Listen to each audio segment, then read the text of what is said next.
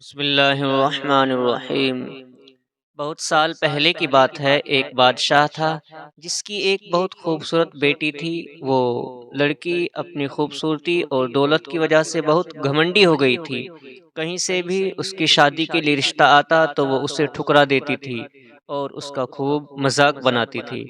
दोस्तों, एक दिन बादशाह ने एक बहुत बड़ी दावत रखी और उसमें शहजादी से शादी करने वाले तमाम शहजादों को बुलाया। सब लोग अपने अपने मर्तबे के हिसाब से कुर्सियों पर बैठ गए। फिर शहजादी इस दावत में कई चीज़ों के साथ बहुत घमंडी अंदाज में आई और वो जिस भी शहजादे के पास से गुजरती तो वो उसे बहुत नीची नज़रों से देखती।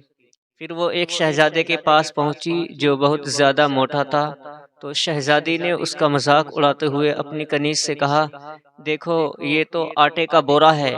जब दूसरे शहजादे के पास पहुंची तो कहा कि ये तो कोई खंबा है।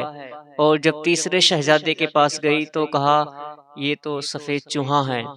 इसी तरह शहजादी हर शहजादे की बेइज्जती करती रही, लेकिन एक शहजादे को तो देखकर उसे बहुत हंसी आई, क्योंकि उसने दाढ़ी रखी हुई थी। शहजादी ने उसका मजाक उड़ाते हुए कहा कि जरा देखो तो, इसने कैसे अपने चेहरे पर घास फूस उगा रखा है। बादशाह ने जब ये देखा कि कैसे मेरी बेटी मेहमानों का मजाक उड़ा रही है, तो बादशाह को बहुत गुस्सा आया और उसने ये भरे दरबार में ऐलान कर दिया कि शहजादे पसंद करे या ना करे, लेकिन मैं इसकी शादी किसी गरीब या फकीर से करवाऊंगा।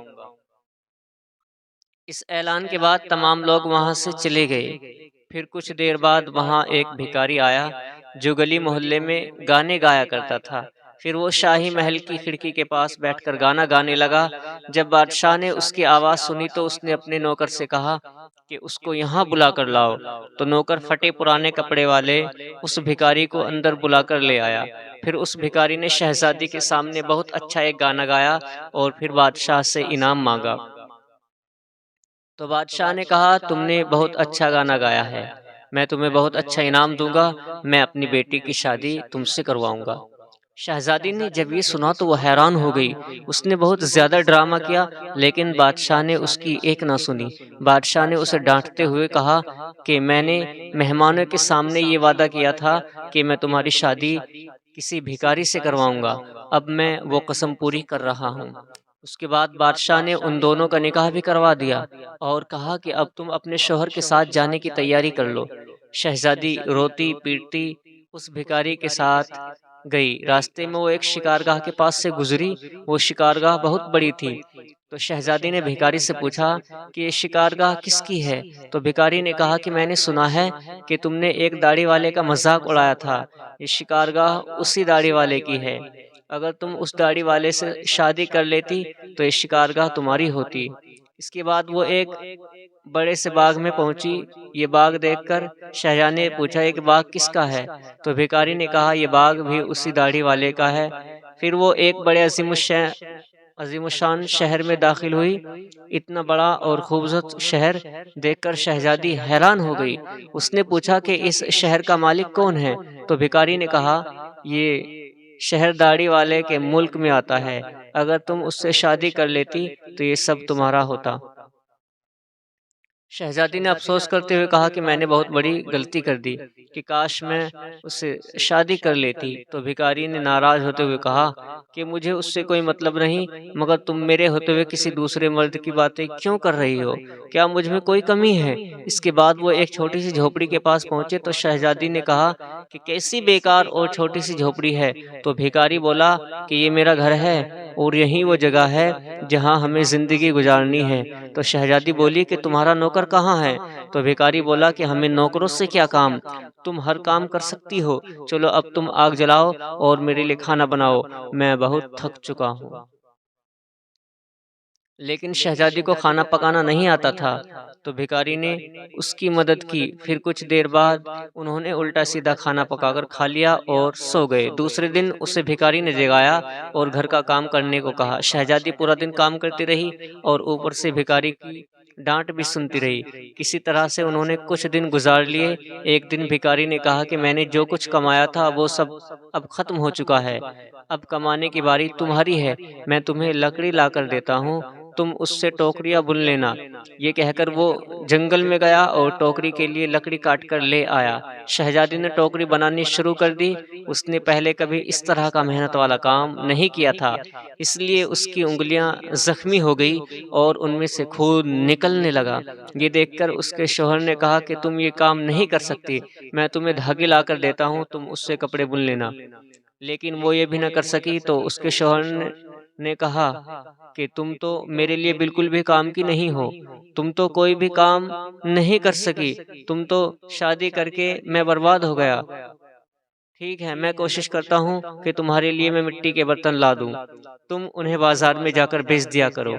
इस बात पे घमंडी शहज़ादी ने कहा कि जब मैं बाज़ार जाऊँगी तो मेरे मुल्क के लोग मुझे इस हाल में देख के मुझ पर बहुत हँसेंगे। तो शौहर ने कहा कि ये मेरा मसला नहीं है, अगर तुम भूख से नहीं मरना चाहती हो तो तुम्हें ये काम करना ही पड़ेगा।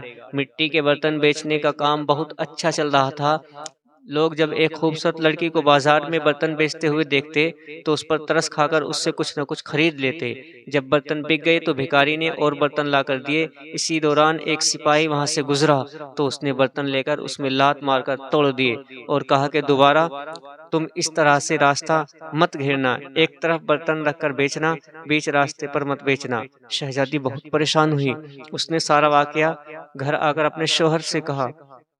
शौहर ने कहा, तुम बिल्कुल पागल हो, तुमसे किसने कहा था कि तुम बर्तनों को ऐसे बीच बाजार में रखकर बेचो? आखिर वहां से लोगों को निकलने में परेशानी होती होगी। मुझे लगता है कि तुम ये भी नहीं कर सकती। ये तुम्हारे बस का काम नहीं है। मैं शाही महल जाऊंगा, हो सकता है शायद तुम्हारे लायक कोई काम वहां मिल जाए। ये कहकर वो शाही महल के लिए रवाना हो गया। शाम को वो वापस आकर कहा कि तुम्हारे लिए शाही महल में मददगार बावर्ची की जगह मिल गई है। अब कम से कम हमें पेट भर के खाना तो मिल जाएगा। इस तरह वो घमंडी शहजादी एक मददगार बावर्ची बन गई। वो रोज सुबह से शाम तक बावर्ची खाने में रहती और रात को बचा हुआ खाना अपने घर ले आती। इस तरह दोनों मियाँ बीवी का गुजारा होने लगा। महल में आए उसे कुछ ही दिन गुजरा था कि उसने सुना कि महल में कोई शाही प्रोग्राम है। जब मेहमान आने शुरू हुए तो शहजादी बावर्ची खाने की खिड़की से उन्हें देखने लगी। गुलाम कीमती कपड़ों में मेहमानों का इस्तकबाल कर रहे थे। हर तरफ शानो शौकत और धूम-धाम नजर आ रही थी। लेकिन शहजादी अपनी किस्मत पर आंसू बहा रही थी और अपने तकब्बुर और बेवकूफ़ी पर पछता रही थी। उसी दौरान वहां कुछ कनीज़ें आई, जिन्होंने शहजादी को लजीज खाने दिए। शहजादी ने वे खाने टोकरी में रख लिए और घर की तरफ चल दी। अभी वो महल के दरवाजे से गुजर ही रही थी कि अचानक बहुत कीमती पोशाक पहने हुए एक आदमी ने उसका रास्ता रोका। शहजादी ने जब उसकी तरफ देखा तो ये वही दाढ़ी वाला बादशाह था जिसका उसने मजाक उड़ाया था। वो खौफ से कांपने लगी। बादशाह उसे लेकर महल में पहुंचा। इतने सारे लोगों को देखकर उसका अपने ऊपर काबू नहीं रहा और घबराहट में उसके हाथ से टोकरी गिर गई और उसमें से खाना निकलकर चारों तरफ बिखर गया। तमाम दरबारी हंसने लगे। शहजादी का उस वक्त हाल ऐसा था कि किसी तरह जमीन फट जाती और वो उसमें समा जाती। उसने झटके से अपना हाथ छुड़ा लिया और भागना चाहती थी। फिर बादशाह ने उसे दोबारा पकड़ लिया और नरमी से बोले कि डरो मत, क्या तुम मुझे नहीं पहचानती? मैं वही भिखारी हूँ जो तुम्हारे साथ झोपड़ी में रहता था और मैं वही सिपाही हूँ जिसने तुम्हारे बर्तन तोड़े थे। ये सब कुछ मैंने तुम्हारे लिए इसलिए किया क्योंकि मैं तुम्हें पसंद करता था और तुमसे शादी करना चाहता था। अब तुम्हारे घमंड का इलाज हो चुका है।